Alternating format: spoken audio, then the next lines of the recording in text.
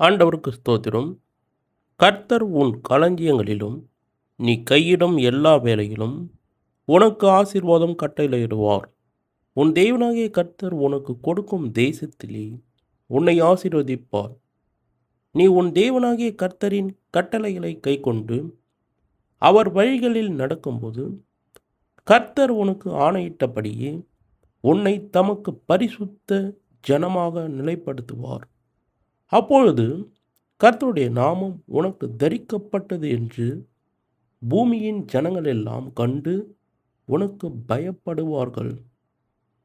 உனக்கு கொடுப்பேன் என்று கர்த்தர் உன் பிதாக்களுக்கு ஆணையிட்ட தேசத்திலே கர்த்தர் உன் கர்ப்பத்தின் கனியிலும் உன் மிருக ஜீவன்களின் பலனிலும் உன் நிலத்தின் கனியிலும் உனக்கு பரிபூரண நன்மை உண்டாக கட்டளையிடுவார்.